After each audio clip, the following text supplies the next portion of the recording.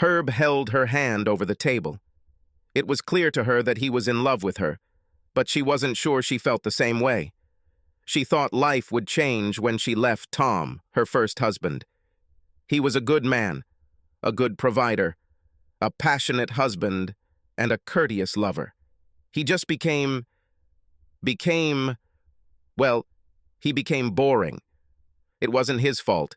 He was forced to raise 3 children, pay bills, maintain a house, mow the lawn, and trim trees. His job as a high school teacher also occupied his time. After nightly concerts and before school rehearsals, trips, dances, and all the other things that kept him away from her all these years. 25 years.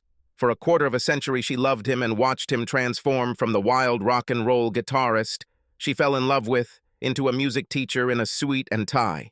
He was so unique, so stylish, so full of life and talent. She loved his taste, his sense of style from the very first meeting. The 70s were not a time when stylish men were in fashion unless paired with a disco queen. Tom wasn't a disco fan. He wasn't a music snob, but being an amazing trumpet player and guitarist, he was picky about what he listened to. He listened to jazz and classical music most of the time, but had a passion for classic rock. He dressed the same way, in a classic style that was not in fashion, but would be considered stylish by any generation. This man knew how to wear a suit. She loved his body. He took care of himself, running almost every morning and lifting weights almost every night. The first time he hugged her, his power surged through her body like an electric current, making her knees weak. He could easily sweep her off her feet, even years after they had married, and she had acquired some middle-aged baggage on her hips and waist. She loved his face. His rosy cheeks flushed easily as he looked at her, light brown curly hair that just begs to be held, and piercing blue eyes that sparkle with joy when he looks at her. He was so smart, so well-read, and so passionate about his beliefs, from religion to politics to his favorite sports teams. She knew that the passion would be as strong as the love of his life, and that made him even more attractive. The first time she saw him, his orchestra was playing on the main stage during her college's spring festivals. His voice was mesmerizing, his guitar was incredible. And this is movement on stage. This man knew how to dance. When he soloed, he practically made love to the guitar, waving it around on his side of the stage in such a way that women of all ages craved him to play them too. This passion was visible on his face. He sang songs that he himself wrote, and their lyrics revealed a deep capacity for love, but she could not get closer to him. After the concert, he was surrounded by a crowd, with many women vying to meet the band. She felt uncomfortable in the crowd. They always made it to their van and left as soon as she got closer. She took a sip of her rum and coke, remembering how much she wanted to meet him. Herb squeezed her hand tightly, bringing her back to him. The waiter was clearly waiting for her dinner order. She didn't look at the menu, and there was no need to. Monty's had been her favorite restaurant for many years, and she knew the menu well. She ordered and went back to her memories while Herb began asking the waiter dozens of questions before ordering. Monty was the first place she and Tom were together. She was sitting at the bar, waiting for her friends to show up, when a man plopped down on the bar stool next to her. She followed a band with a guitarist, who was her current dream man. Concert, club, and festival scenes framed her images of him, which were now stored deep in her mind and available for her mental pleasure at any time of the day or night. She still didn't talk to him. The band enjoyed huge regional success and fans followed them wherever they played. She had heard that they sometimes came to Monty's to play a set or two just for fun on a Monday night when the stage at the popular restaurant club near campus wasn't busy. For 4 weeks in a row, she had been showing up with friends in the hope of hearing from and perhaps meeting him. It seemed like her friends had finally gotten tired of supporting what they now considered an obsession. And she was sitting alone today. She barely noticed the man who sat next to her at the bar and ordered a beer and a hamburger, but her ears perked up when the bartender asked him, "Are you guys playing tonight?" She turned her head in his direction when he replied that he was alone and wanted to do a solo set just for fun. Realizing that he was nearby, the object of her obsession, she turned the bar stool around and turned to him. The bartender nodded in her direction, attracting Tom's attention. He smiled, and she froze. He introduced himself, and she began to tell him how long she had wanted to meet him. She was his biggest fan. Looking back, she realized how stupid she must have seemed. She was just another fan to him, pursuing him for what? An autograph? Dance? Songs? Nights in his bed? She didn't want any of this. She just really wanted to meet him, and that's what she finally got. He was so sincere and friendly. She immediately felt at ease and comfortable, and they chatted over dinner like old friends. They had dinner, and he sang the part. She listened to him talk about music during the break. He sang another part, she listened, and throughout the next break he talked to her. He walked her home like a true gentleman. He called the next day and asked her to come hear him in concert on Friday. She trembled on the phone, knowing that she was already in love with this man. My darling. Her thoughts went back to Herb. He laughed at the fact that she had her head in the clouds. She made small talk with him until dinner was served. He was a good man and fun to be around. But she couldn't help but compare him to Tom, and he didn't live up to him. The men she dated after the divorce were somehow deprived of what Tom had. He didn't tell her that Friday night's concert wasn't with his band. He gave her a ticket for dinner and ordered dessert and coffee to warm up before he paid the bill and left. She finished and crossed the street, heading towards the symphony hall, wondering what the night had in store for her. It was not the best place for an aspiring rock guitarist. She entered the hall and took her place just as he entered the stage door with a trumpet. Over the next hour, she saw him in a completely different light. The rock guitarist left. Here he is, a serious classical musician playing trumpet with a world-class orchestra, and this man could wear a tuxedo. They began to spend time together. He studied music at the conservatory and financed his education by playing the guitar. He often played with the symphony orchestra as an assistant and on a per diem basis when they needed additional wind instruments. She studied to become a teacher at the university. They both spent more time getting to know each other than they did at school, and were married before the end of the year. How do you like fish? Herb brought her back to the present, and she replied that her fish was very tasty. She had to put thoughts of Tom out of her head. It wasn't fair to her companion. She had been divorced for 6 months, and it was time for her to move on. She left Tom hoping to find a surge of excitement, a surge of energy in a life that was becoming increasingly boring and mundane. She managed to start a conversation with Herb, but she didn't really believe in continuing. She remembered the first years of her marriage with Tom. It was very difficult to get a job as a symphonic trumpet. There were many competitors. He managed to have several successful auditions, but they were not intended to fill positions, so he had to re-audition after the entire season ended. Their first 6 years of marriage, 3 of which he was essentially unemployed, rushing to gigs to pay the rent.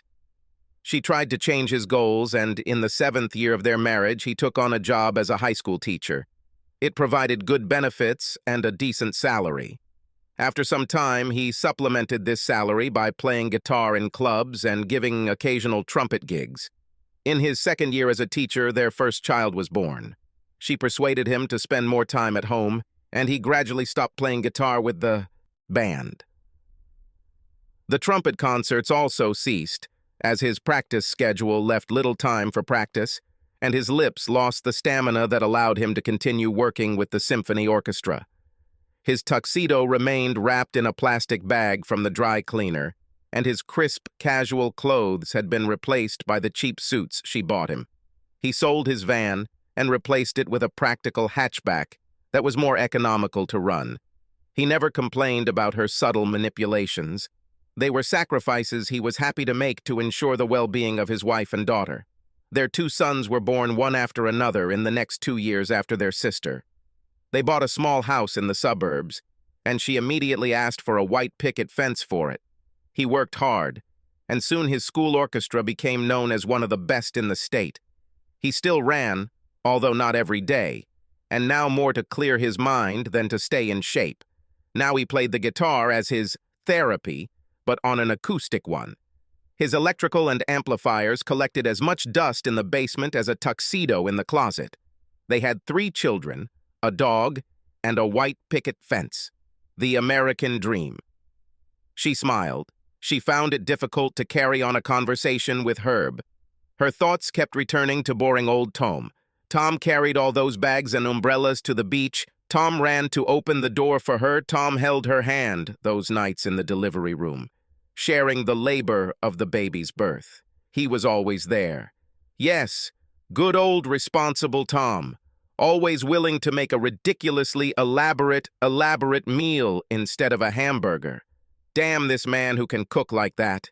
He was a good provider. He even stopped skiing when she told him it was too expensive when 3 kids were eating up their family budget, both at home and away from home, and outgrowing clothes as soon as she bought them. She smiled, remembering how he refused to buy a new suit so that he and the children could have nice new clothes. Unsurprisingly, he began to look less chic in his shabby suits.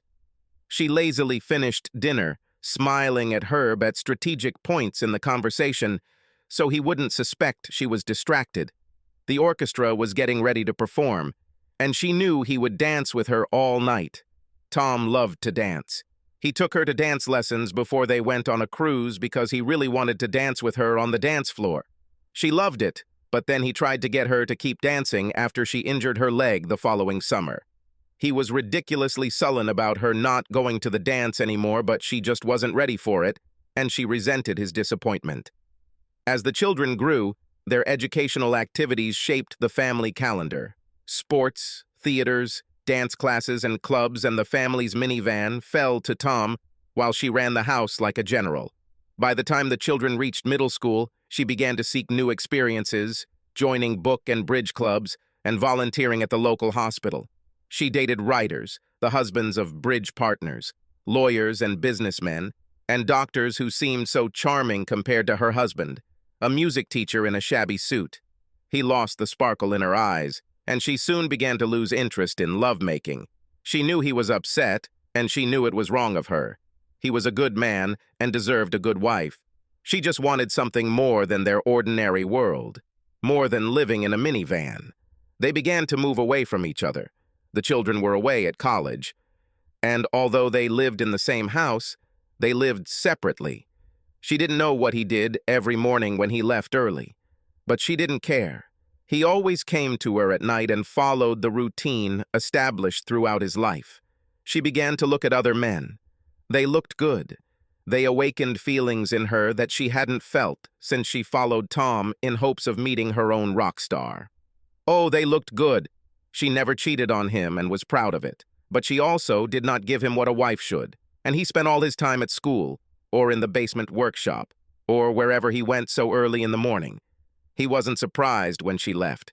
She told him that she needed more from her life. Their life was boring. She was already tired of the picket fence. It needed to be repainted. She's tired of the minivan. She was tired of his boring suits and boring work. He let her go. He wanted her to be happy and did not want to stay where he was not welcome. He gave her the house in exchange for keeping his pension. Her job provided her with enough income to keep her from asking for child support. He only took his personal belongings and furniture, which were passed down from his family. Of course, he had earned the right to keep the family jewels, and she was sad to part with the anniversary ring he had given her on their 15th anniversary. He had it custom made to match her wedding rings. For it, he used diamonds from his grandmother's rings, which he inherited that year. He bought wedding rings with his inheritance from his grandfather, so when he asked, she tearfully gave him all 3. And yet her life remained virtually unchanged, if not for his absence. The house seemed empty without him and the children, but she got used to it. She moved furniture from the bedroom into their old home office and lived entirely on the first floor. She couldn't afford to sell the minivan, but repairs were quite expensive. She cursed the long driveway that snowy winter. Tom always shoveled her away, but she was never ready for such work. Maybe she could hire the neighbor boy to do the job. She made a mental note that she would also need to find someone to cut the grass this summer.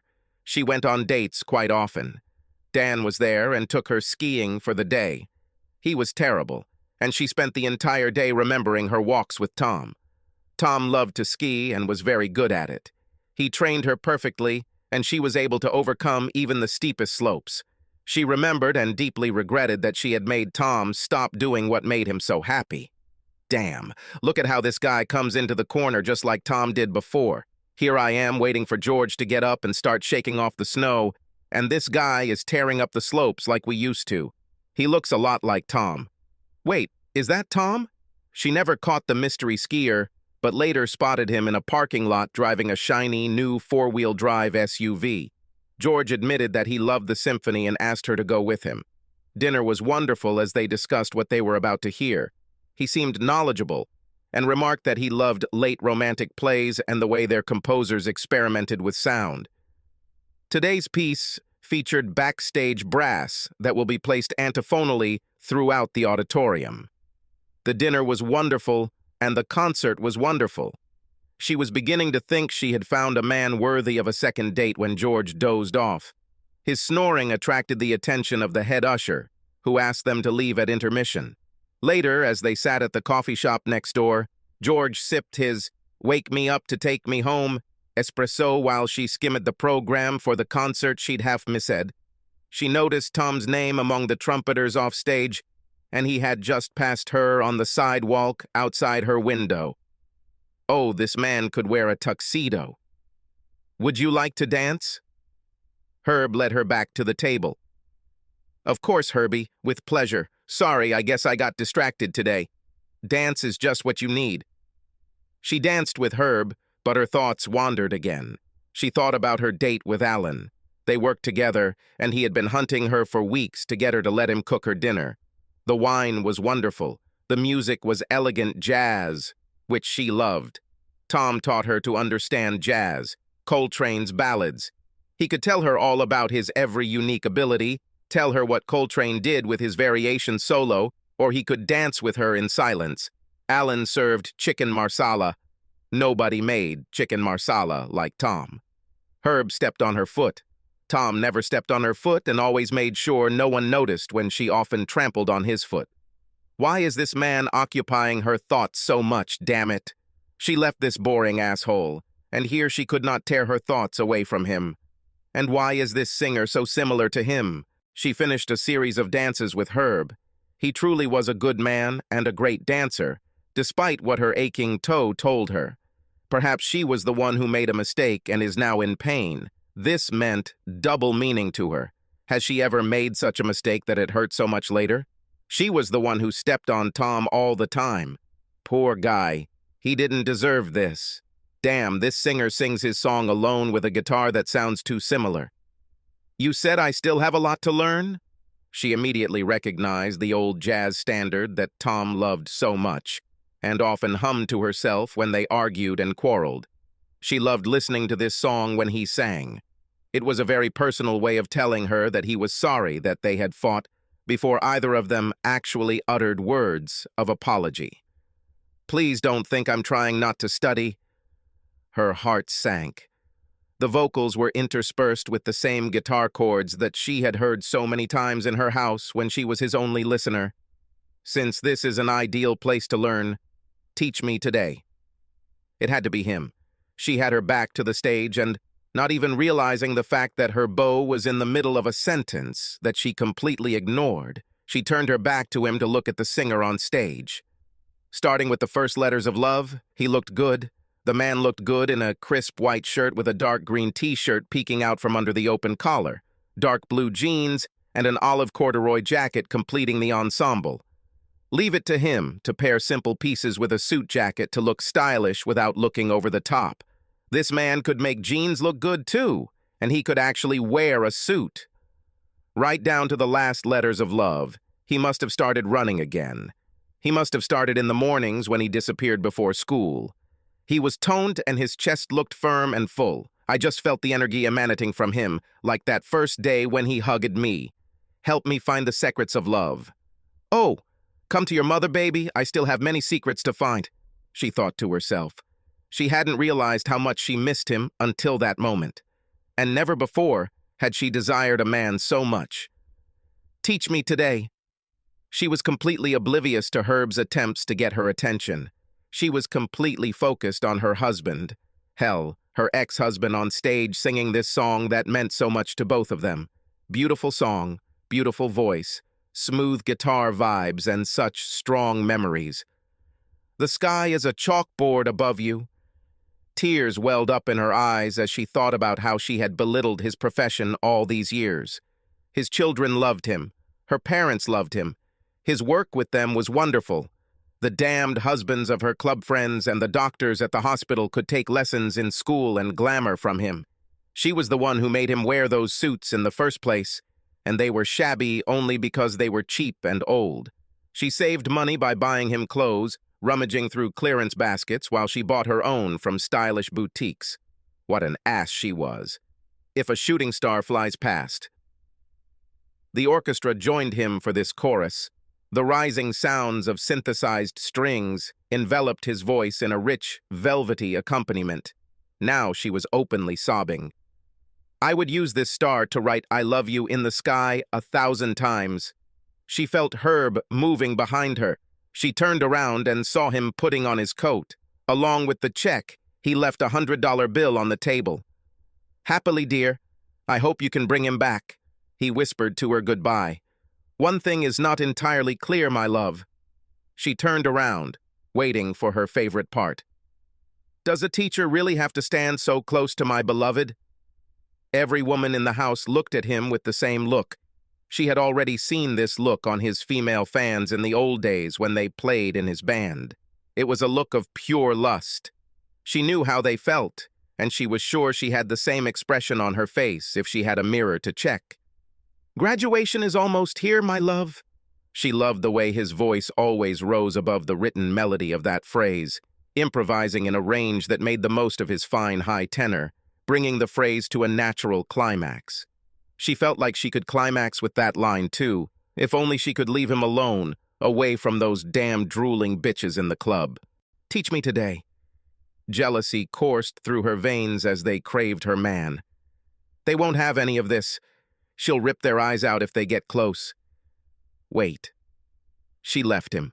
She divorced him, and he allowed her to have her own way. Doesn't he want her enough to fight for her? She has aged gracefully. Okay, she carried a couple pounds more than in her fangirl days. But oh my God, she gave him 3 children. She ran to his house. How could he expect her to retain the magic she had when they were young? A young woman walked to the front of the stage with a tenor saxophone to take a solo. She knew he loved that guitar solo. Why was he giving it to that bitch? This usurper? Damn it. This girl was a fox. She's almost as tall as Tom and so skinny. Just look at that flat stomach sliding into those thigh-hugging elastic pants. Look at that bubble butt and those long, skinny legs. Pointy riding boots. He always thought they were sexy. Nice big firm breasts. Well, they should be firm. She can't be older than 22. Oh, he always loved long blonde hair, and she has it shiny and smooth right down to her waist. Look how he looks at her. Her thoughts froze. She thought she would trade it in for a new model, and then she started dating guys who were so boring that she couldn't even bring herself to go to bed with them. It's been 6 months since she filed for divorce, and she's been waiting 6 more for it to be final. A whole year without sex because her datus couldn't compare to dating this boring man, who has now somehow got my magic back. Magic wasn't a strong enough word. Hell, he was magnetic. Charismatic. Hot. Sexually. Wonderful. The young woman's solo ended. Tom raised his key and shifted his voice into high gear. His voice came through loud and clear on the final chorus, and the sound engineers rushed down to lower the mic level before it overwhelmed their speakers. The girl remained in front, her sultry sounds of the saxophone joining Tom's voice in a sensual duet. Damn, they had sex and fucked with sound. Tears in her eyes clouded her view of the two and cast a romantic haze over what she now clearly saw as a May-December couple. She had enough and ran out of the room. She grabbed her coat and asked the woman at the counter to order her a taxi. While she waited, she noticed a poster introducing Tom as the evening's headliner. Through her tears, she could only read his name, but she felt that he should remain in her memory, a reminder of that night and how stupid she had been to refuse him. The taxi ride was the most humiliating moment of her life. The driver realized that she was crying and wanted to be left alone, so he handed her a box of tissues and said nothing. It was lonely in her house. She went upstairs and carefully picked up the artifacts of their lives that the children had left in each room. Although she dusted the bedrooms, they seemed old and musty. The master bedroom was too quiet. The echo of a squeaky mattress, protesting vigorous lovemaking, a vision of him donning his threadbare suits. She opened his empty closet and imagined it full of tuxedos and tailored suits.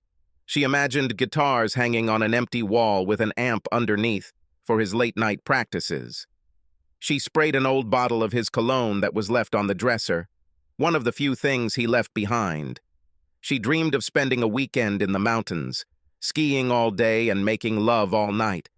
She suddenly realized that it was her. She was the one who made him so boring. She made him stop skiing.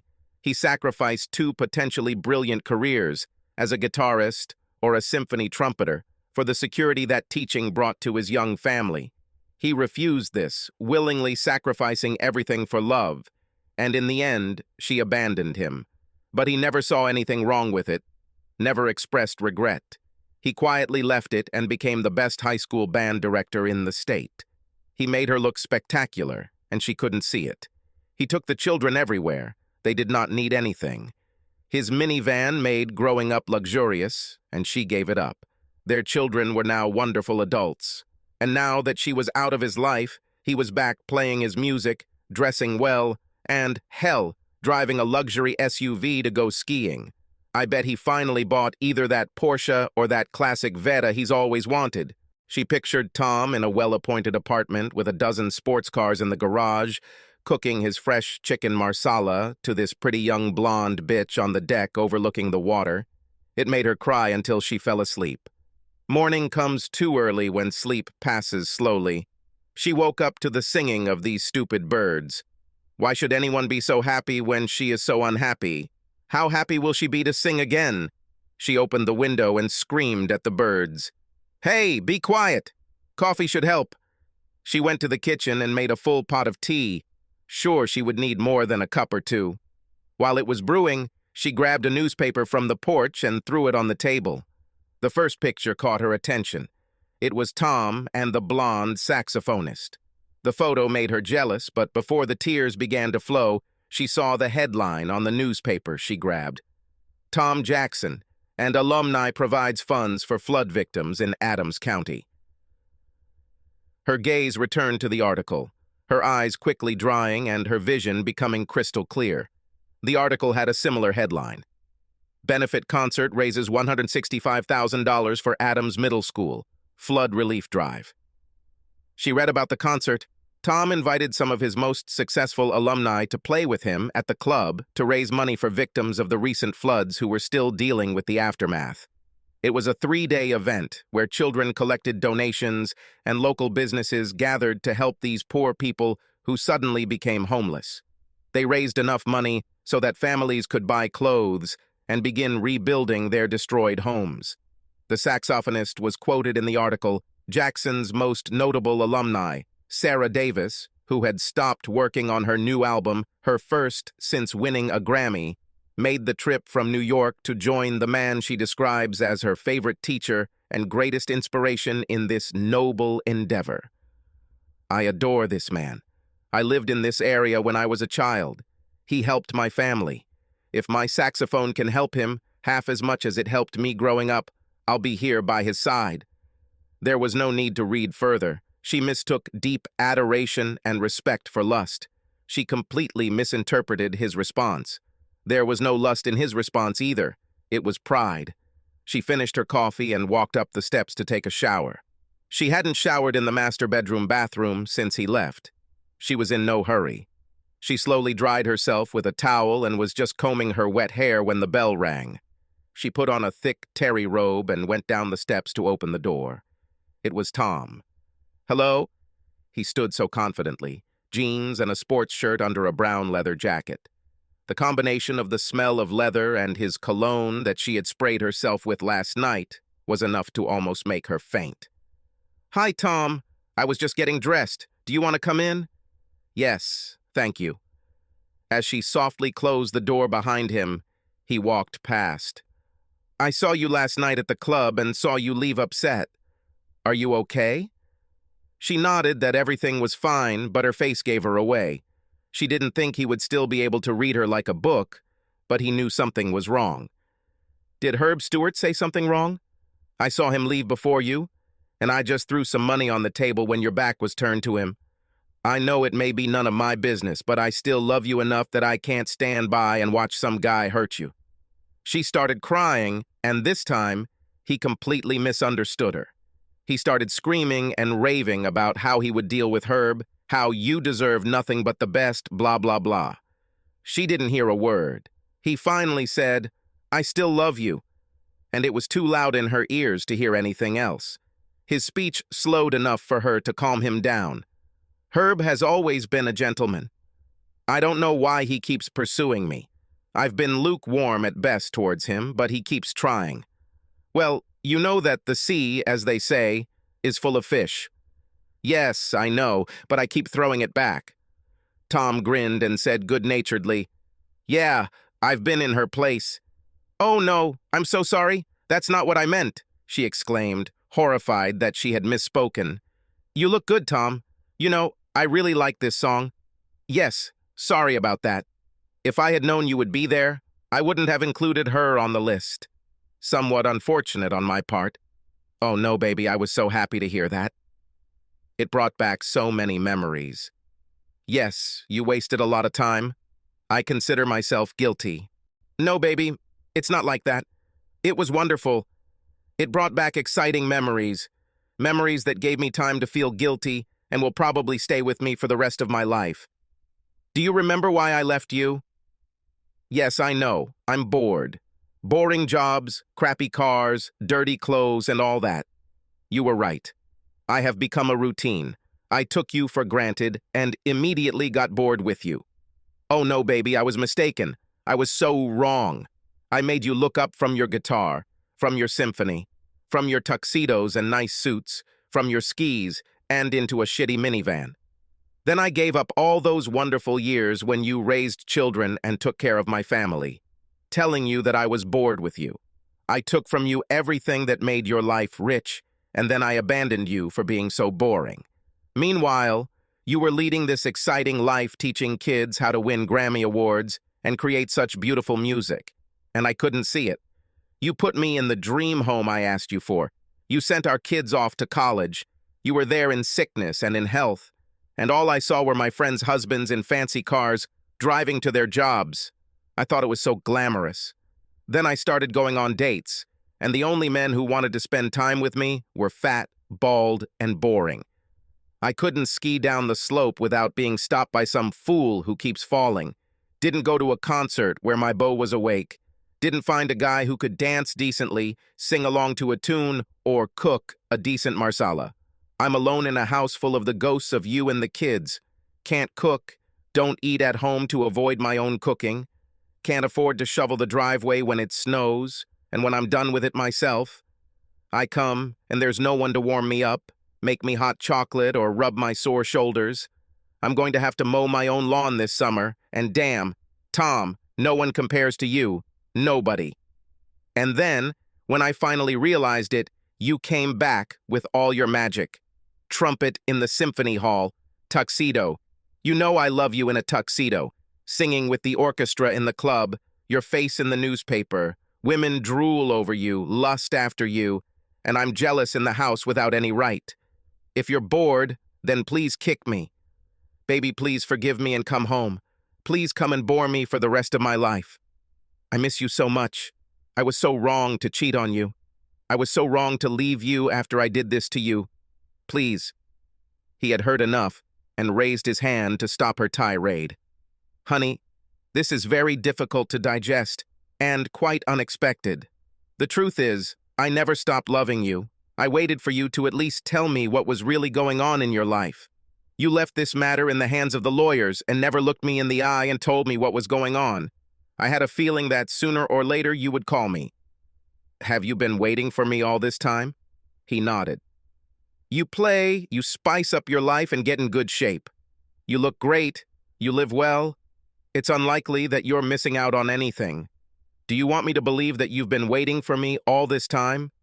Yes, I always promised myself that someday I would return to those things that I really valued when the children graduated. Knowing that they were learning and needed me, I decided to give up these things. Raising children was fun, much better than what I gave up. Glitz and glamour are highly overrated. Now I'm free to live my golden years, although I hardly feel like a golden old man. So I've been skiing a lot this winter, even going to the Alps over the Christmas holidays. She swallowed because she had always dreamed of visiting the Alps and had missed this trip. I bought an SUV to make it easier to get to the local hills and even bought an apartment right on the mountain in Stowe. She loved Stowe. I thought an SUV would also come in handy to tow the yacht this summer, but my condo has a slip available and I moor her there and can actually see her from my living room. She couldn't believe her ears. Condominium on the water with a boat in tow. She loved to sail. He saw the question in her eyes about this place. Yes, he could definitely read her mind. Oh, I should invite you sometime. I love my home. The house has a large kitchen and spacious living room overlooking the bay.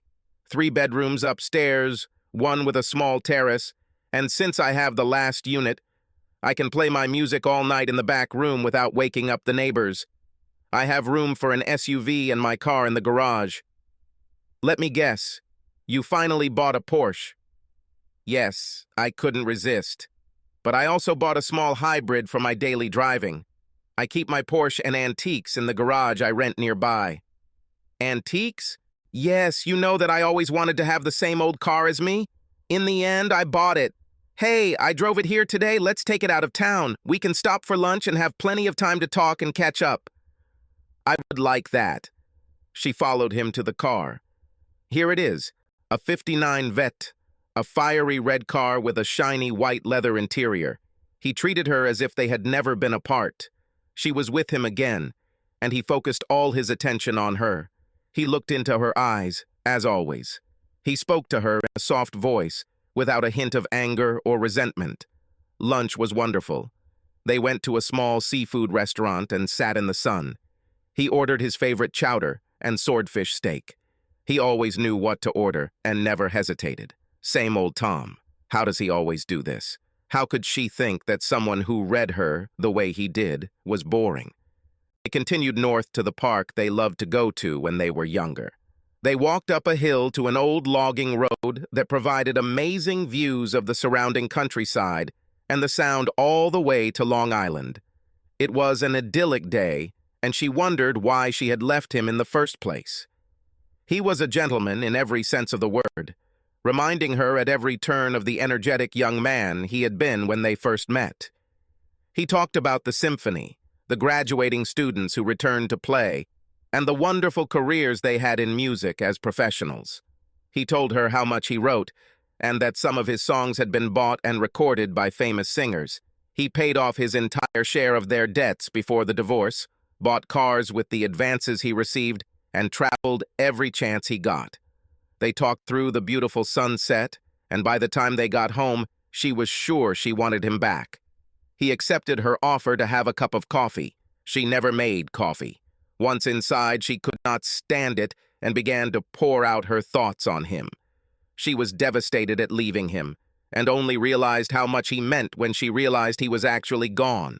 She begged him to give her another chance. She swore to him that she had not been in a serious relationship with another man, had not had any sex, and had not enjoyed kissing on the few dates that had gotten this far. Why is it so important to tell me about this? I want you to know that I have always loved you, that no man can compare with you, that I have never given myself to anyone. I'm yours if you want me. If it's that important, then I'm not sure you'll want me. He stopped and looked into her eyes. Although it's true that I was waiting for your call, I didn't stop having sex. He described feeling lonely and how he sought a relationship once the divorce was finalized. He told her that he had never even thought about cheating on her, but once he was free, he had an incredible appetite for relationships with women, and that included a hunger for a lot of variety. He started running in the mornings even before she decided to leave him, and went to the gym almost every day to swim or lift weights. He took off his wedding ring the same day he received his divorce notice, and the women at the gym noticed he was missing that same day.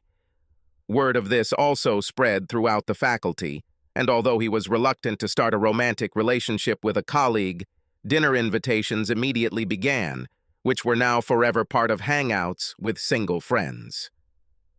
The level of flirting increased dramatically, and suddenly, accidentally, open blouses and short skits became common even among women he considered conservative. On the day the divorce was finalized, his friends threw him a party where he was rubbed and groped from all sides, both in the bar and on the dance floor. That night he resumed his sex life and soon found himself in the company of a lovely, lonely woman almost every night for a week. His music began to quickly pay off, and having money and good cars only strengthened his image. He began to dress well again, as he no longer had family needs to put first. The condo followed suit, and he hosted several parties and get-togethers there, never forgetting to entertain one special lady for much longer than the rest of his guests, often until breakfast the next day. He brought to life many of the fantasies they so playfully talked about. He didn't even want to think about starting a serious relationship until she was ready for it. Her eyes were downcast. She understood everything, but something hurt terribly. She freed him for this, and knew that she would have no rights when they were no longer married. Somehow, she believed that he would always be there when she left him, devoted to her, only for her. She left him for something more exciting, and not only did he find his old magic that made him excited, he didn't hesitate to use it. This changed everything. The first time he fell in love with her, they were both young and inexperienced. Now they are older, wiser, and more experienced lovers. And now he went where she had never been allowed in their married life.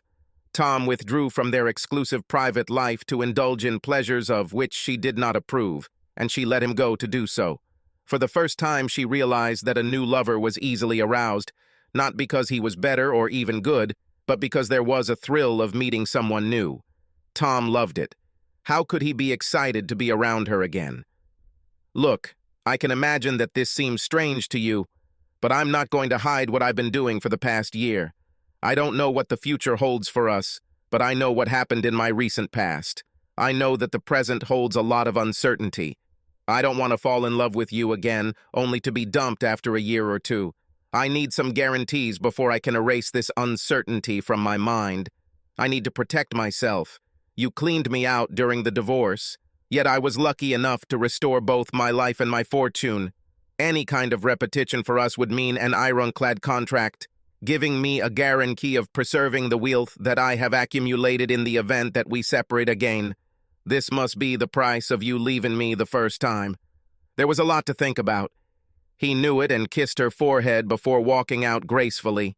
He promised to call her the next weekend, but also told her not to be surprised to hear about his date, since he really enjoyed it and wasn't going to stop until they made a decision.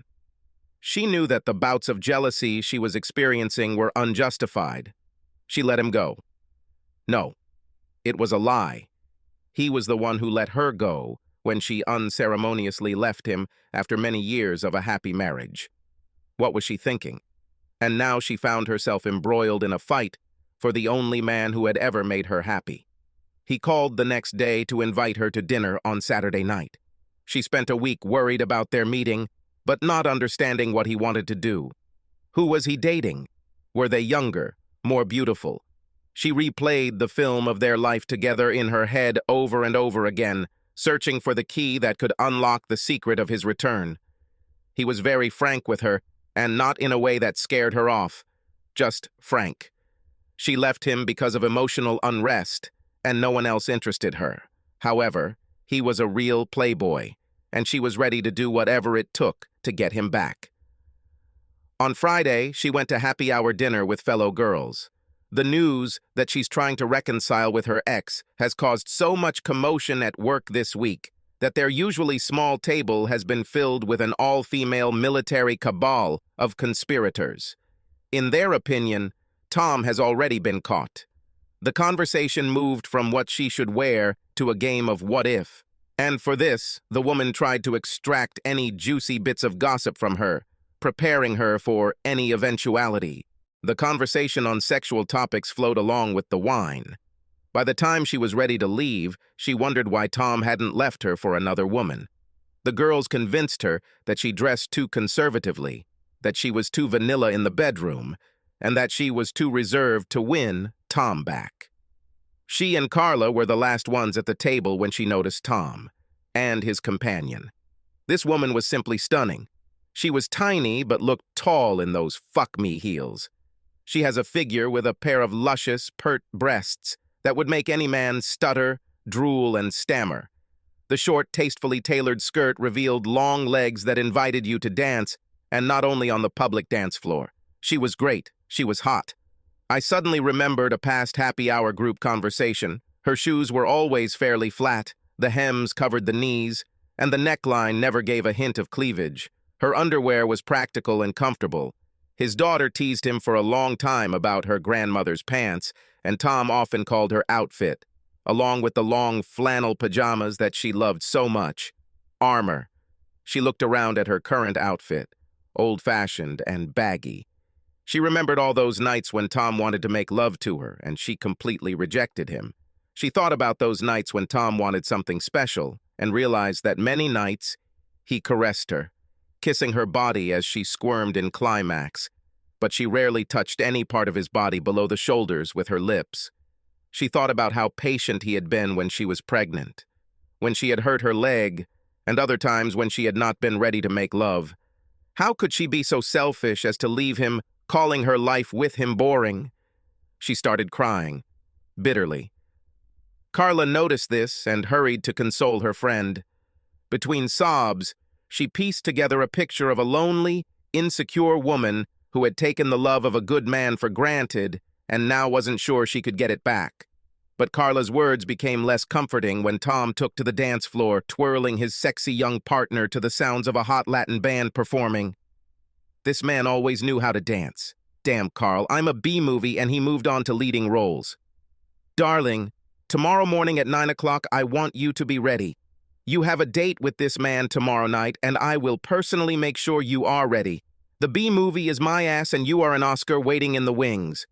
True to her word, Carla knocked on the door promptly at 9 swaus.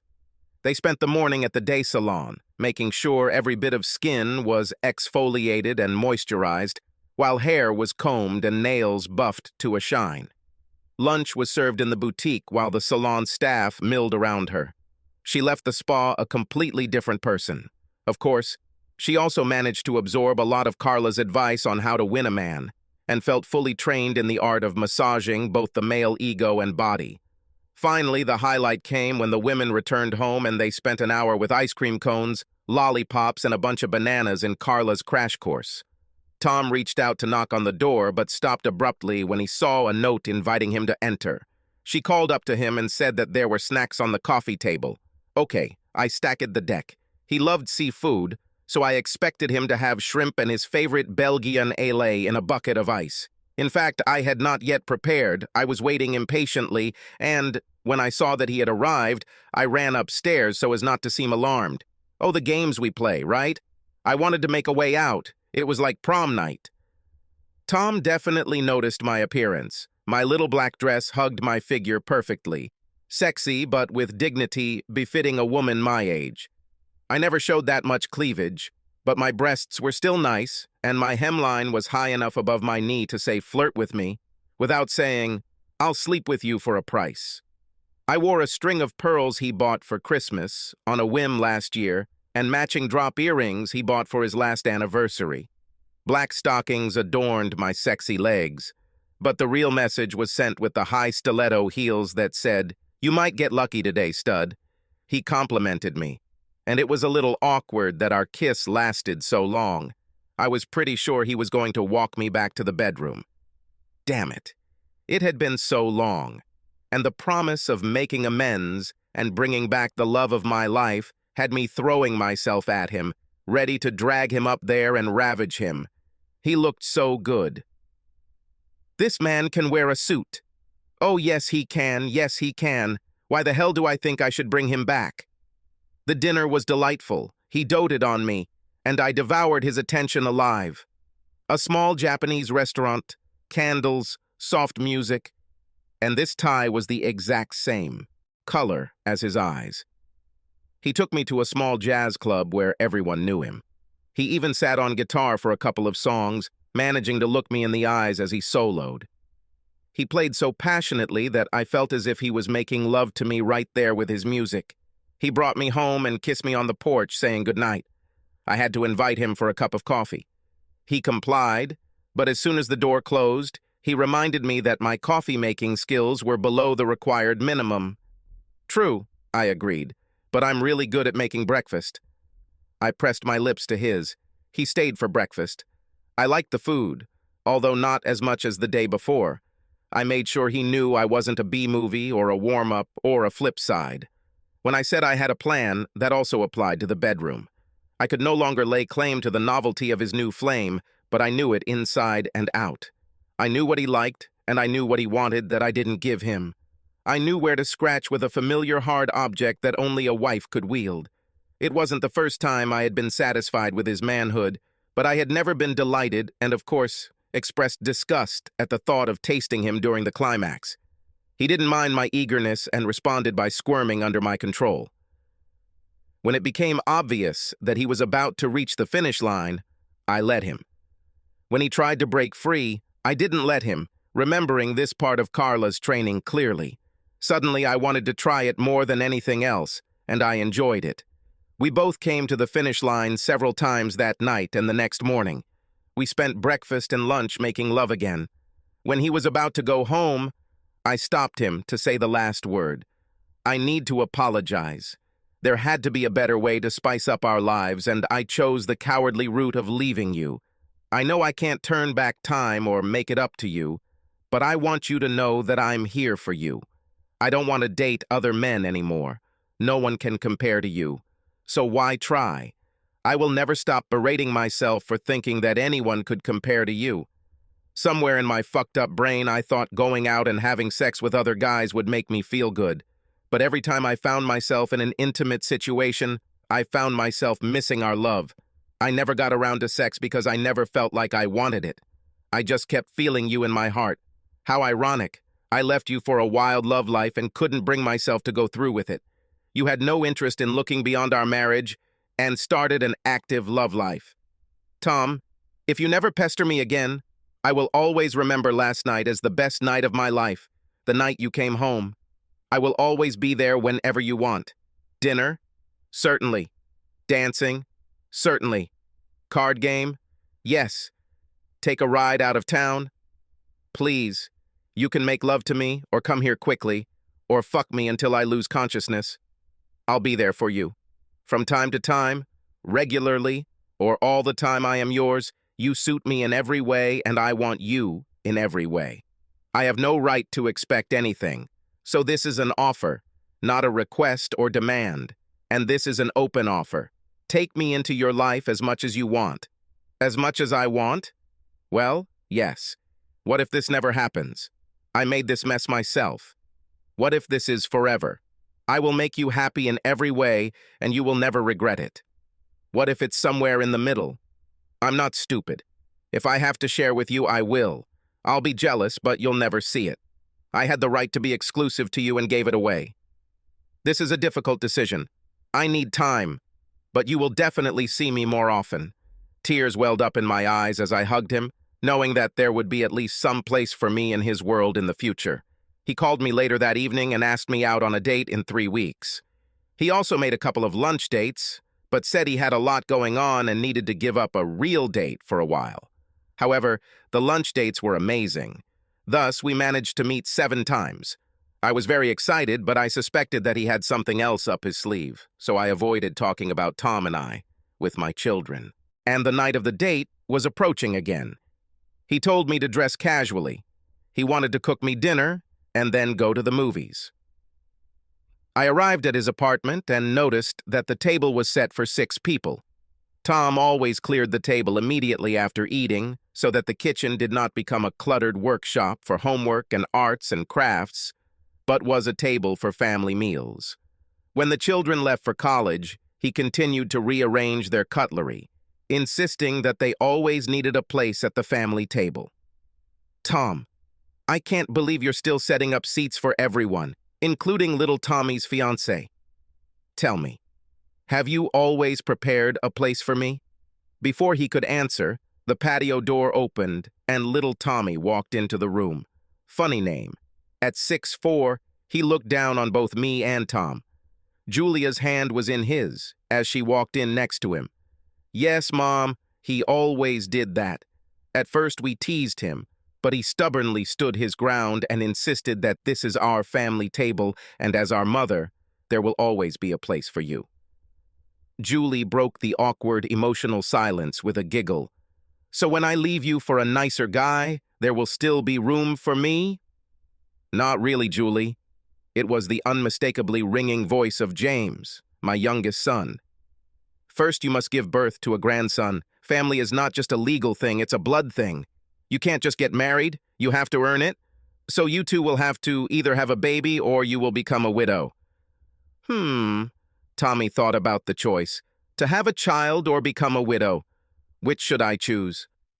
We all laughed as he threw Julie over his shoulder towards the stairs leading to the bedroom. He didn't go far as my daughter was on the way down.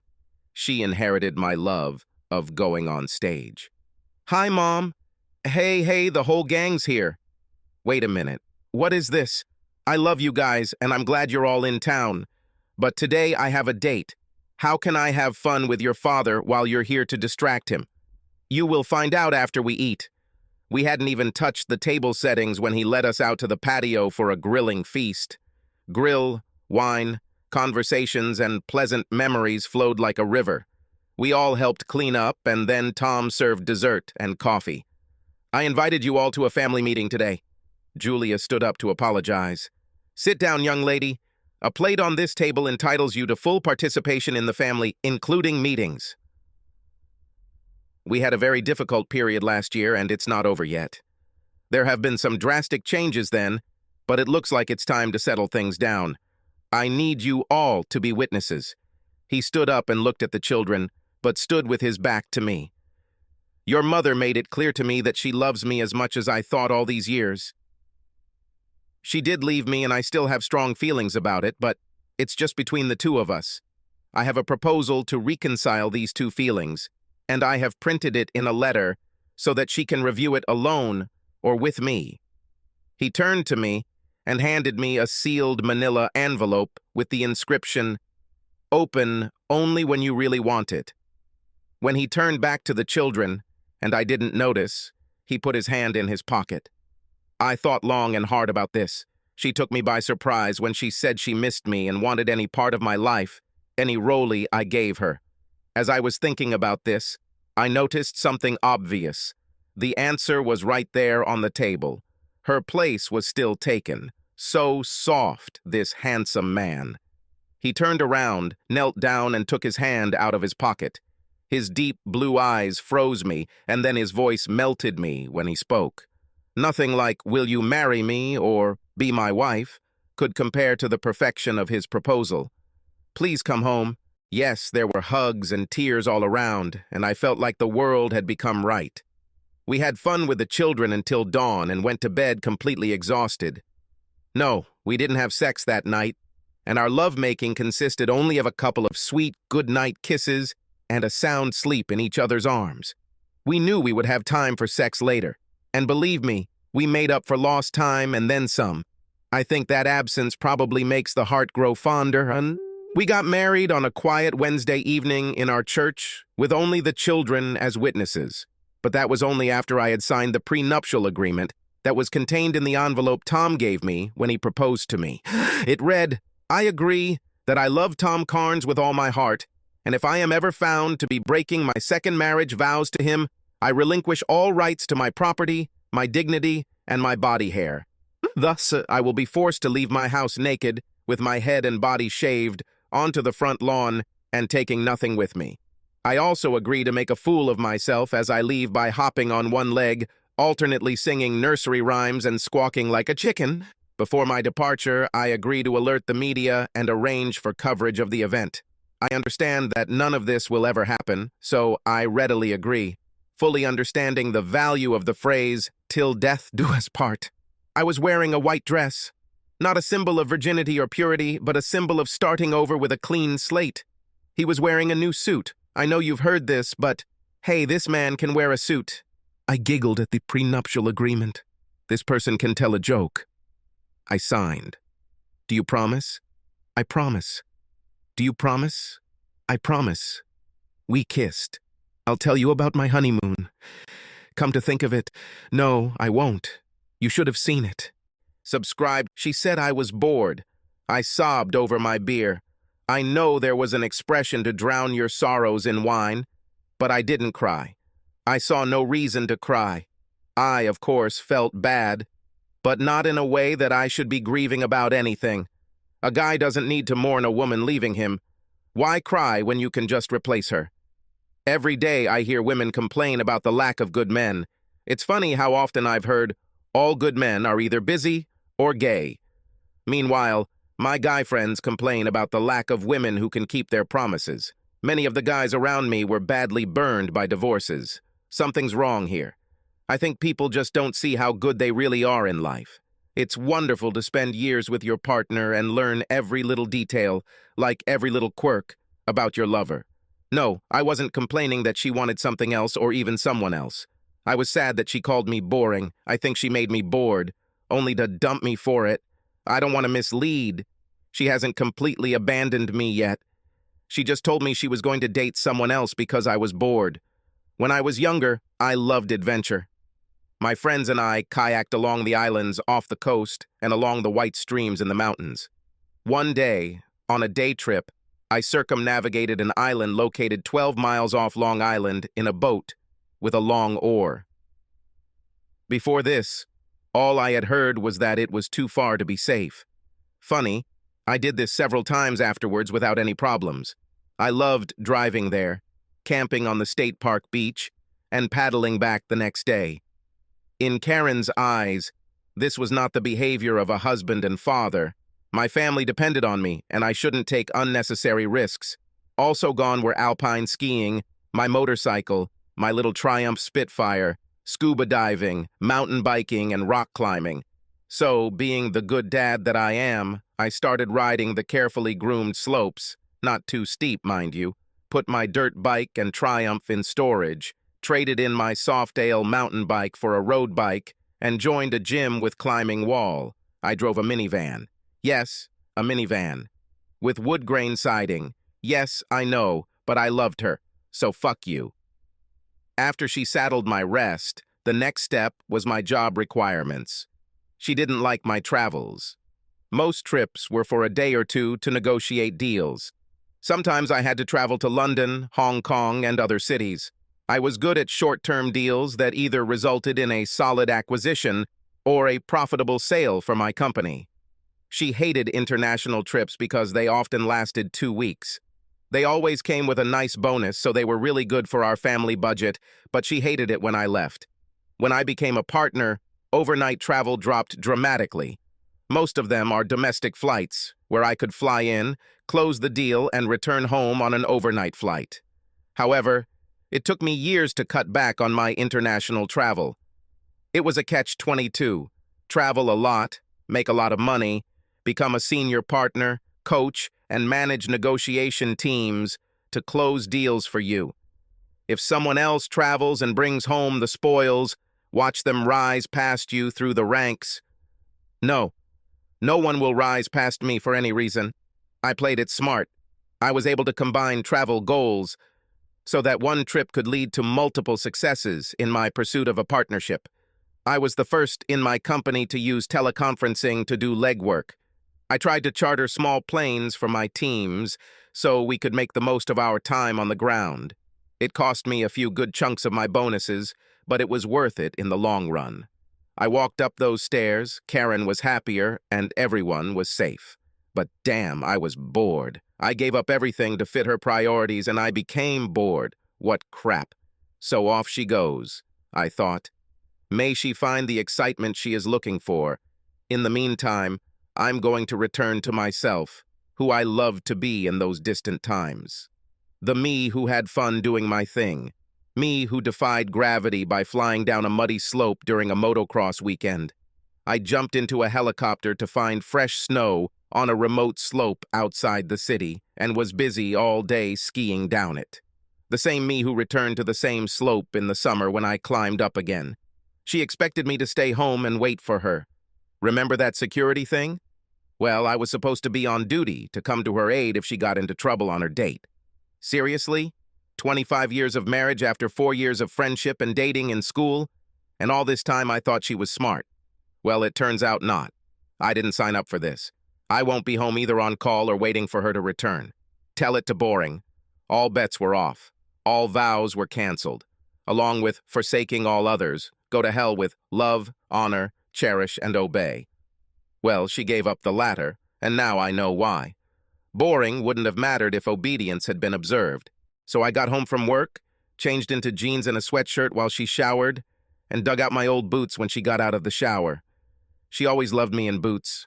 Riding boots, hiking boots, western boots, dress boots, it all made no difference. But they all went out the window when I transformed into the safe me. I'd say I got bored after everything I've now rethought. Although I knew I looked good in these boots. They fit me just as well as ever. Over these 25 years, I gained weight, but it was all in my upper body muscles. So now that I had shoulders and man boobs, these boots looked even better. A little aftershave and a nice sport coat, and there was no doubt that I wasn't expecting her. She was unhappy. What are you doing tonight? Nothing special. In this outfit? Who said that a bore can't have classes? I was out the door before she could respond and set my sights on the weekend. The minivan started up immediately, and its big 4-cylinder engine roared to life. Maybe he purred, coming back to life. Okay, who am I kidding? The minivan hissed and began to move. To his credit, he was running down the driveway and into town before Karen had a chance to put anything on, and I grinned when I saw her pop out the front door in her robe. Soon my cell phone rang and I let it go to voicemail. I have prepared a new message especially for this occasion. Hello? This is Dale. I can't answer the phone tonight because I'm either driving or bored. If you're looking for a thrill, call my wife Karen at 555-4269. She'll be happy to talk about me. Otherwise, leave a message and I will call you back as soon as I can. But don't be surprised if it doesn't happen very soon. Maybe on Monday. Ciao. First stop to get rid of this crap van. I was sick of driving a car with fake wood. I needed something rugged but elegant. I'd even settle for something with real wood paneling, like the old Willie's van. It would look really good with a surfboard on top, right? I couldn't find a suitable combination. Maybe something else besides the wooden Willies. I like to describe the feeling of being freed from that old fucking boring spirit in chains and shackles. Oh, it was incredibly pleasant. I used to shy away from something that seemed both elegant and substantial. Bored, I took out the hidden checkbook from the bank account where we used to save and went home. I had no intention of returning home. I bought every one of them. I bought a durable car and an elegant car. The Mercedes dealer was happy to provide me with a luxury convertible. Très élégant, mes amis. There's nothing more elegant than a guy who drives a Mercedes convertible and knows how to say, very elegant, my friends, in French. I know I missed the accent marks, but I don't care. I'm not boring anymore, and ranking them would be stupid. Wait, you know the right word? Boring! The dealer also had a big-ass Jeep in his used car catalog, complete with lifts, fat knobby tires, bright fog lights, and an amazing loud train horn, in addition to a dozen other aftermarket upgrades. I left in a convertible Jeep that was delivered to my house and left in my driveway on Sunday morning, bored in my ass. The me that I was never boring. The me she created was a terrible fucking bore. It really was now a story driven back into its hole. While I began to look for my first dose of adrenaline, I bought a trailer and drove home. Not to the house I shared with my wife, but to my mother's house. I haven't seen my mom for a couple of months. It was exciting. The 3-hour drive was great as it reacquainted me with driving something that has testosterone under the hood. Mom was delighted and prepared my favorite lasagna. She didn't ask why I was here or why Karen didn't come too, but she knew something was wrong. She always knew how to read my thoughts. The next morning, I went to the barn and took out my old Spitfire. I kept it there all these years. My brother rode it so often that I could handle it well.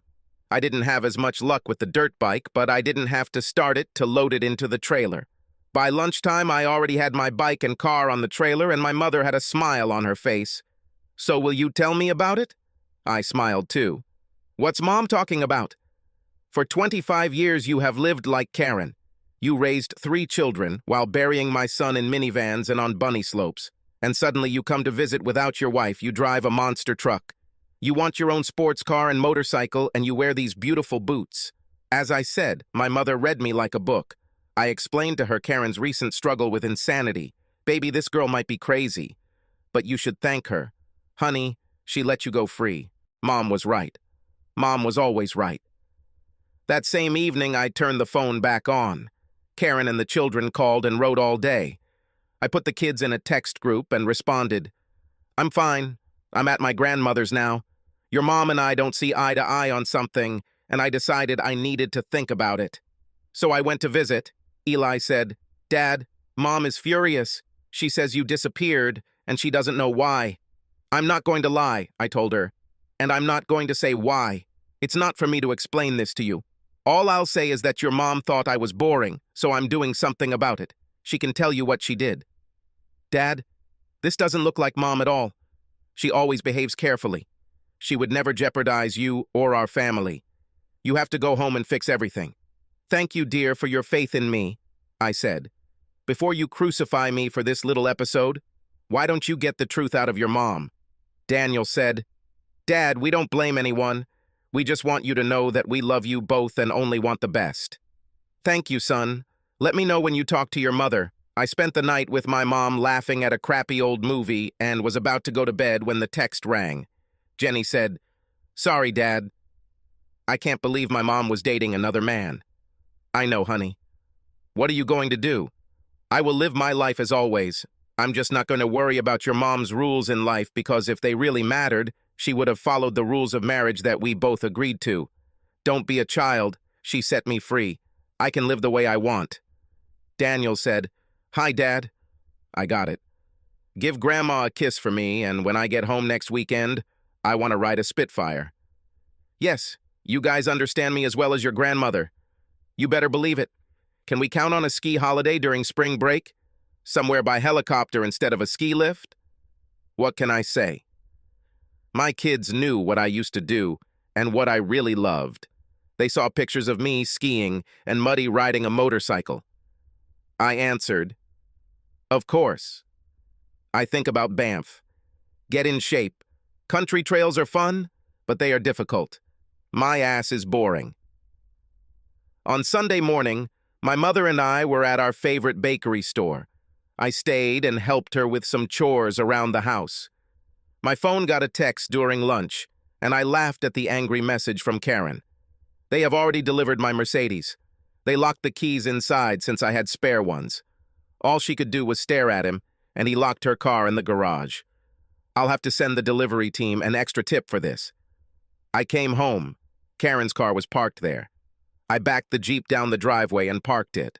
I jumped into my new Mercedes and drove off, chuckling again, as Karen ran out and tried to stop me. Now she could see my new Jeep with a trailer filled with a couple of her enemies, my Spitfire and my Kawasaki. Food for thought. At least her side of the garage was clear and she could pull out. Maybe she'll leave then? Too easy. My ass is bored. I didn't return home.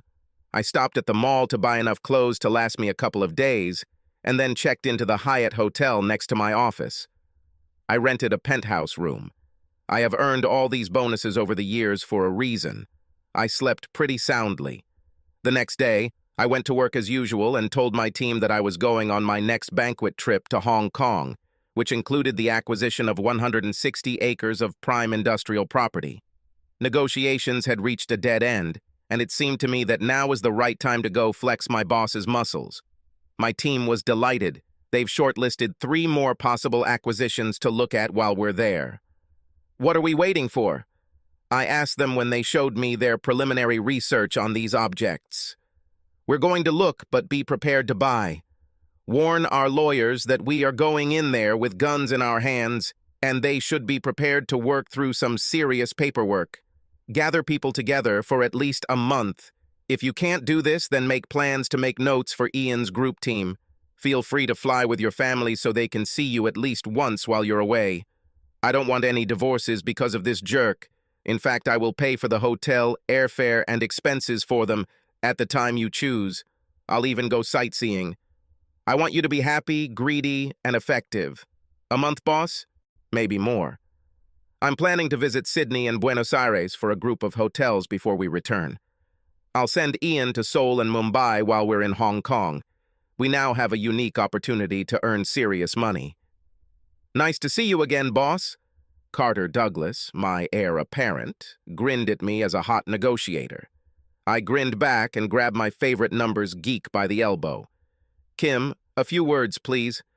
I took her to my office and told the secretary not to answer calls, especially from my wife. She nodded and I closed the door behind Kim and me. Here's your big chance, Kim. We will work quickly and accurately. Most of what we buy, we will resell as soon as we get home, and every purchase or sale must happen without a hitch and on time. Some of our acquisitions are junk, but will be attractive to sellers who have something we want, so we'll be selling some acquisitions to get something else in. We'll also make a few stops to open up new markets for some of our product lines. There won't be deals that bring us short-term benefits, but will bring long-term profits that will open the eyes of other partners.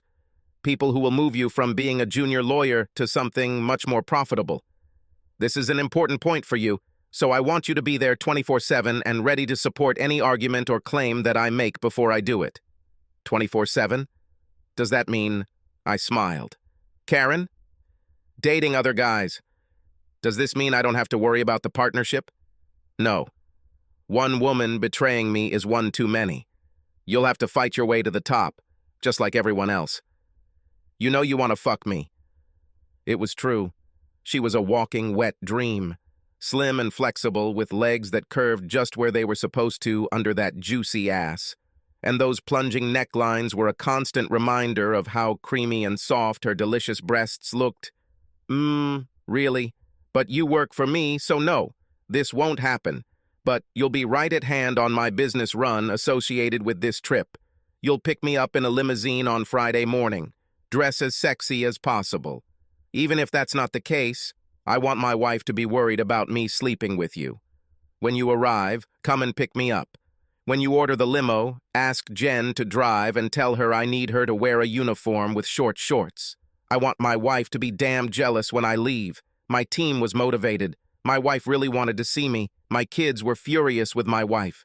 Kim was excited not by me, but to get a promotion.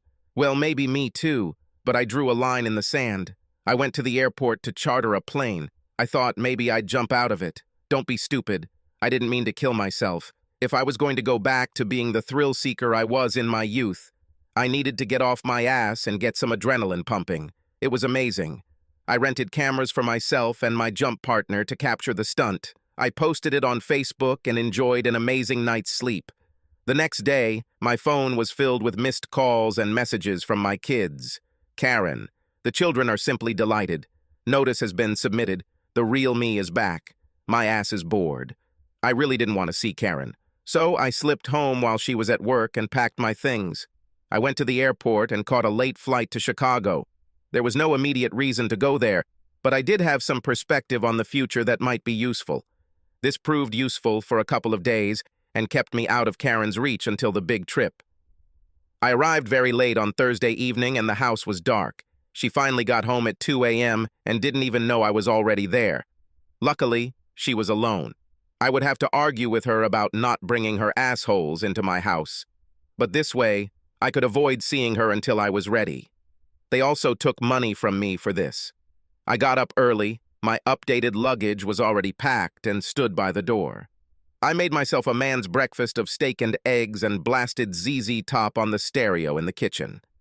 I was wearing perfectly fitting gabardine casual pants and a stylish new sports shirt, the likes of which Karen had never seen before. Dressy and comfortable, The clothes were suitable for an 18-hour flight to Asia, and I made them look perfect. Karen came down the stairs, attracted by the smell of my coffee. I make great coffee, and hers sucks. "Oh my God, Dale, you're home! Honey, why didn't you answer my calls? I was terribly worried." "Yes, the children told me that you are worried." "No need, I'm fine. I just do what I like." "Oh no, mister, don't.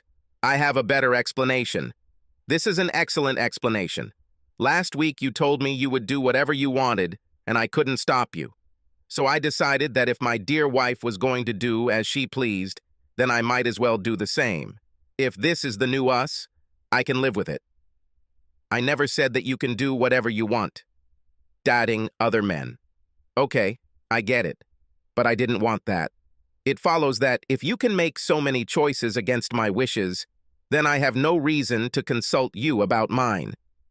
There is a reason for that, of course. You have a family for which you must be responsible. There is no reason for a husband and father to fly a motorcycle or race small sports cars. I thought we had everything settled a long time ago. That's what we did. But we also got older and our situation changed. Karen, I gave up all of this for you and the kids. I drove the minivan while crying out loud. My family and I skied the bunny slopes. Until this week, I hadn't jumped out of a plane in years. You said I'm boring. Damn, it's because I was bored. Now the kids are gone. They have huge college funds to put them through school, and here's a big surprise that neither you nor they know about.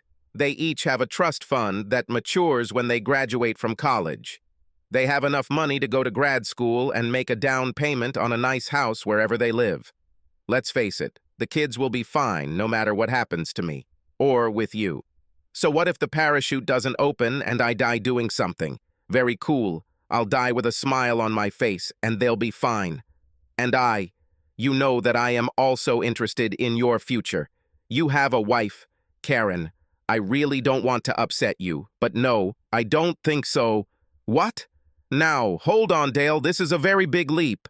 We have only just begun to investigate this whole matter, and you already think that I don't think anything like that. I know I don't mean anything to you anymore. If this were not so, you would never have given me this ultimatum. You think I'm boring. It's easy to give up. I had some fun. I have given a lot in the name of being a family man, but a family man is apparently not interesting enough to keep his wife from laying her head on someone else's pillow. The doorbell rang just in time to save me from another salvo in this ridiculous conversation. Jen walked in with Kim right behind her. These two brought 4 of the most beautiful legs you have ever seen. Have I already mentioned how good I look in gabardine? I looked even better with the gabardine tent. Jen greeted me with a hug and a kiss and moved to begin moving my 4 suitcases into the limo. Kim handed me the dossier and began listing the dates of our negotiations. She blurted out the names of the projects and their locations, which captured Karen's full attention. In Hong Kong, Sydney, Buenos Aires. How long are you going to be away? I think a couple of months. You have plenty of time to continue your research before you get too old. But do me a favor and don't let them in the house. Karen launched a series of whining that would make any public broadcaster proud. She had a reason. Because of this reason, I had to stay, and that we needed to talk about how our relationship was developing and where we were going. I stopped her. Honey, it's not the time. Our relationship is not developing, it has disappeared. And right now I'm busy too, see you in a few weeks. I didn't listen to a word of her gibberish as we walked to the car, but I managed to smile at her words when she noticed my Jeep, my Spitfire, and my convertible parked in front of the garage door. All 3 garage doors, including the door her car was hiding behind. Of course, what she said was too dirty for me to write, even here. Hong Kong is simply fantastic. Kim was in the room next to me, so she was there 24/7, but only in a good business sense, as we both agreed. She was good with numbers, and we were able to close all the expected deals, as well as prepare others for subsequent teams who would come back and close the deals a month later. We also made great progress in Australia and eventually entered into an agreement in principle to acquire the entire hotel group. Again, the closing team was supposed to return in a month. We scouted for additional acquisitions and headed to Argentina. Again, I was able to negotiate with a motivated seller, and the team was able to put other projects on our corporate radar. All this time, I remained chaste and true to my marriage vows, hoping to return home to find Karen desperately trying to reconcile. Yeah, bullshit. Karen may have gone a little crazy, but I still loved the crazy slut. I really wasn't ready to leave her. Therefore, I took her ultimatum as an announcement of an open marriage. There we remain married, but have sex with whoever we want. No problem. Carrie Moore was an old college friend of mine who became a professional buyer for wealthy tourists in Hong Kong. She spent the day taking my team around the city, shopping at the famous markets. She sent me to a good tailor before our 12 days in the city were over. I went to Sydney with some new bespoke suits, and we spent nights having sex until we passed out. It was exactly what I needed. A woman I trusted, a luxury hotel room in an exotic city, and unbridled lust. I felt guilty for about 10 minutes, which is how long it took me to remember that Karen had written the rule book that I was now using. My ass is bored. I realized that I was never bored. However, I was bored. Kari wasn't boring. And by the way her body trembled and trembled when she reached the finish line, I realized that she was not bored with me. When we broke up camp in Hong Kong and moved to Sydney, we hired a guide named Sydney. I enjoyed the pure delight of touring the beautiful city by day and the slender, brown-haired beauty by night. I won't be redundant when I say that I enjoyed being in Sydney. Rio was equally targeted as a business-rich environment. Our forays into Asia or Australia weren't as great, but we managed to justify another month abroad. And speaking of overseas, I have a hot Latina divorcee who taught me a thing or two about tango, both vertically and horizontally in bed. When we completed our trades, I sent my team back one by one on commercial flights, first class. A couple of days later, I rented a plane where the flight attendants introduced me to the Mile High Club, and at the same time introduced me to threesome etiquette. I had a great trip, but I'm not done yet. Boring, yes. Well, you get the picture. Before heading home, I took my Rio-tanned body skiing to Canada. I met my kids in Banff before Christmas. Why not? They had finished their final exams a week before their mother expected them home for the holidays, so the skiing there was amazing, including steep descents on snow slopes accessible only by helicopter. I spent my nights having fun with the kids during the day and having sex until I dropped in with a voluptuous blonde housewife I met on my first night at a bar. When she told me her sad story about how her husband traded her for a young model and she didn't know where to go, I hired her. I gave her a generous housing allowance and offered to pay for her move to become my new personal assistant. Of course, it wasn't until our third night sleeping together. Every night she screamed her climactic bliss in different languages, and when she switched to Russian from her sixth language in 3 nights, I decided that her translation skills would be a valuable asset to our growing international interests. Of course, hiring her meant no longer sleeping together. My business ethic was not thrown out when my slut wife destroyed our marriage ethic. Besides, the week in Banff is almost over. We flew home a couple of days before Christmas. The children went home to see their mother. I stayed in a hotel near work. I didn't plan on dealing with Karen and jet lag at the same time. I was able to buy a condominium as a Christmas gift to myself and went to spend Christmas with my wife and kids. My cars were still parked there in front of the garage. There was a little Cooper convertible parked in front of my Spitfire. I was sure Karen was going to get angry, but that was not the case. She greeted me as if nothing had happened. Maybe I wasn't boring to her anymore. I celebrated Christmas. I enjoyed her cooking. I helped wash the dishes and took the obligatory trash to the garage. I drove the Mercedes and Spitfire into their compartments. Then I left in my Jeep. The phone rang. I was hoping we would both enjoy the Christmas truce. The way it is. You could stay a couple of days for the sake of the children. I did it. I slept in the guest room. The day after Christmas, I took the cars one by one to wash them. Leaving them out in the elements for 4 months may not have been the best thing for the cars, even if it was a daily reminder to Karen that things had changed. I parked the Spitfire in the garage, intending to park both the Jeep and the Mercedes in the garage. On the second day after Christmas, Karen resumed hostilities. Her boyfriend came over for lunch. She smiled smugly. I went upstairs, grabbed my bag, and went back to full-scale war. The children were furious with Karen, and she was not prepared for their fury. I think she saw that things were going wrong. Maybe so, if it weren't for Christmas. I stopped the kids to say goodbye, and they did. Instead, they said goodbye to Karen. We threw their bags into the Jeep and drove to the center. There was a lot going on in the city for New Year's, and we were going to have some fun. We visited museums during the day and clubs at night. Both kids had friends nearby, so all three had the option of sticking together or running away.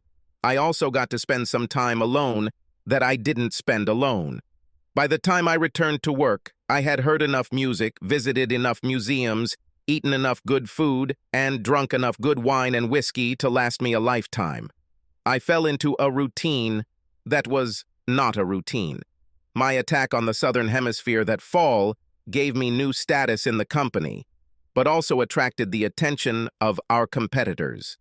I was actively hunted by other companies who were impressed by our sudden muscle warming. I did not hide this from my team, moreover. I told them that if I left, I would take them with me. Of course, word that something was brewing reached the senior partners as well. I was called into the boss's office. Karen's grandfather founded the company, and her father expanded the business into a diversified giant that included various manufacturing concerns.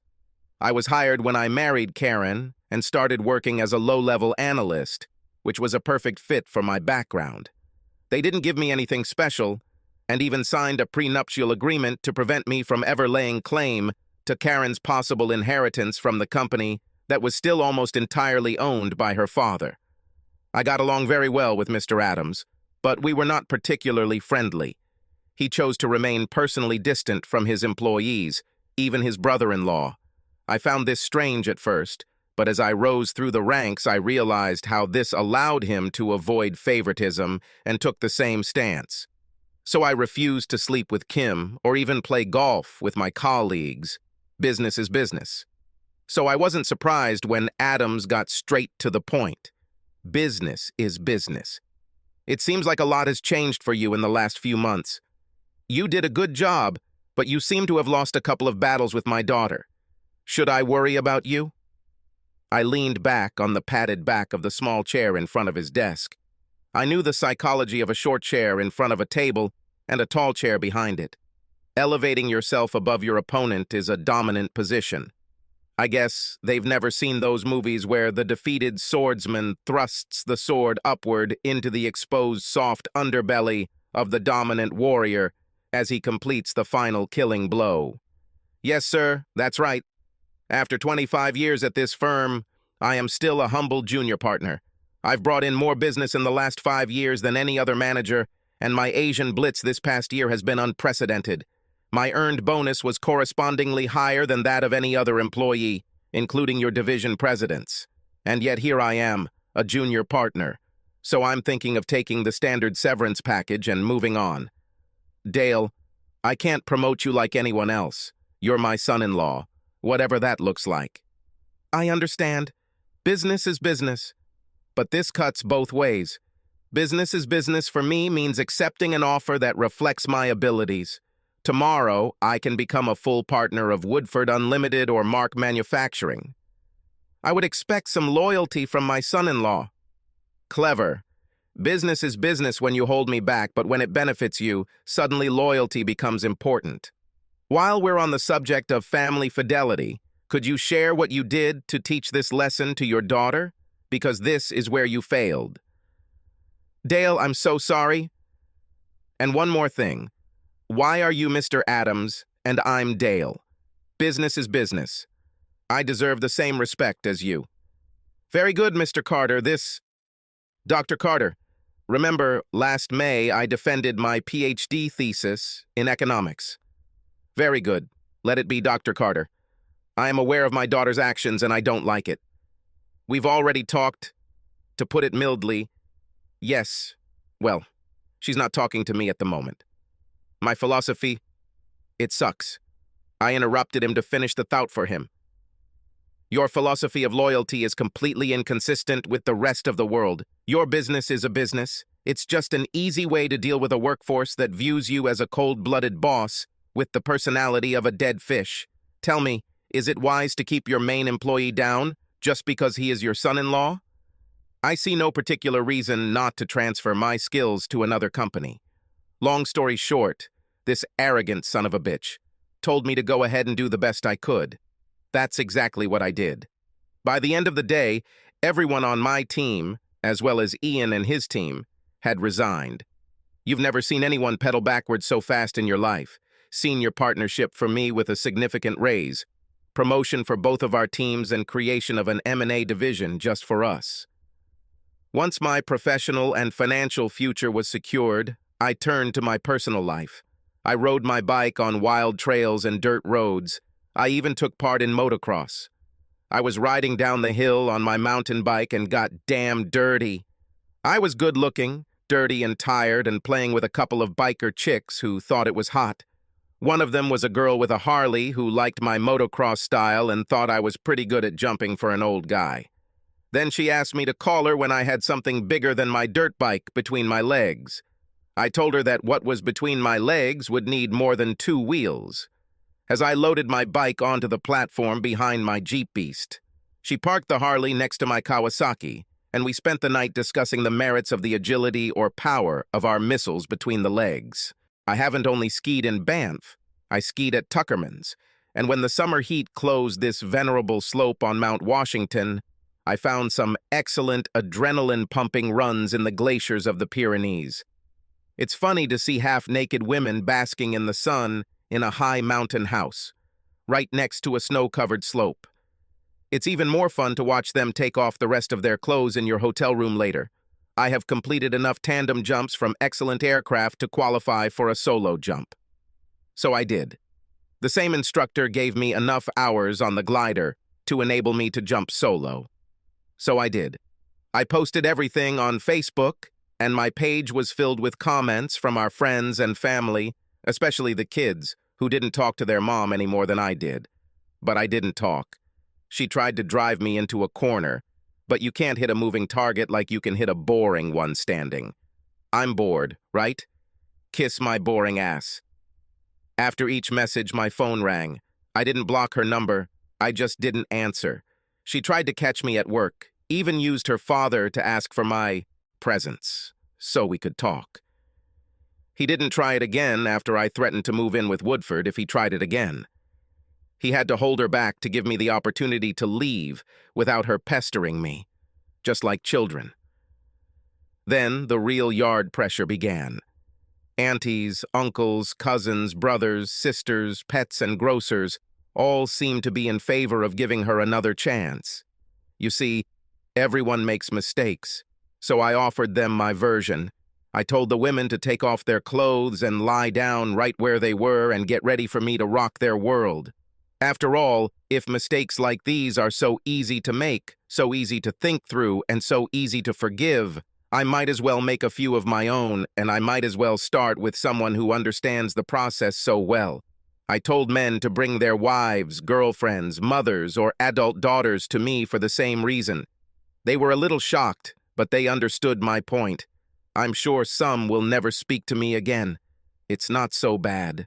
However, I was getting sick of the store for 10 advice, and it was throwing me off, and I left.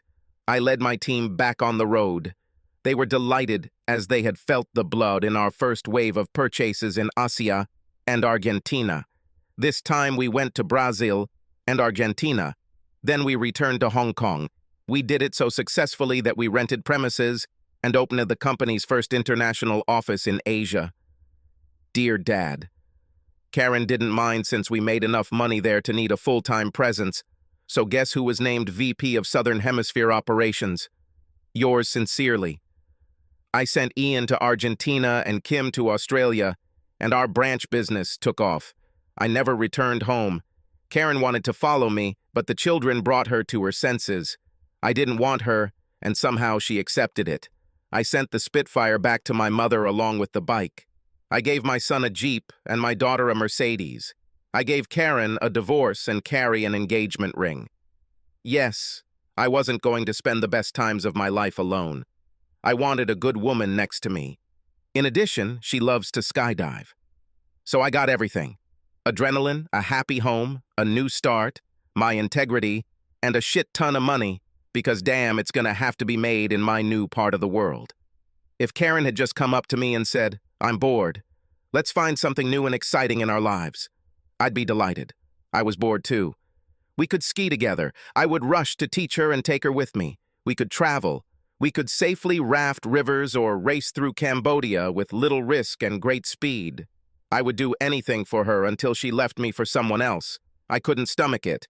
I heard that she is very unhappy with her dates. She finds that she doesn't have enough available guys. She's jealous of the fact that her dad adores the hell out of me for moving away from her because we make his company obscene amounts of money. She regrets what she did, but knows she can't go back. Carrie finds this to be true every time she boards a helicopter wearing ski boots or straps on her parachute. But my last adrenaline rush is getting into bed with her every night. There is nothing that Carrie won't do in bed, and there is nothing that she doesn't like that I do to her. I know because once we do it, she'll want it again. This never happened to Karen, even when we were young and everything was fine. But we haven't spoken since the day her father had to hold her back so I could leave without being attacked. I'm sure she'd like to talk, but she knows how little I want to do with her. Someday, I think one of the children will get married or have a grandchild that I will be very happy to meet. Karen will probably be there, and I will finally have to communicate. But I'm not worried. When that time comes, my Carrie will be there, next to me. No, she won't have to protect me. She'll be there to make sure I'm not too bored or bored. Subscribe to our channel so that your second chaff doesn't cheat on you, and go ahead and listen to the next story, because this story is nothing compared to the next one. If you're under 18, don't even think about listening to the next one.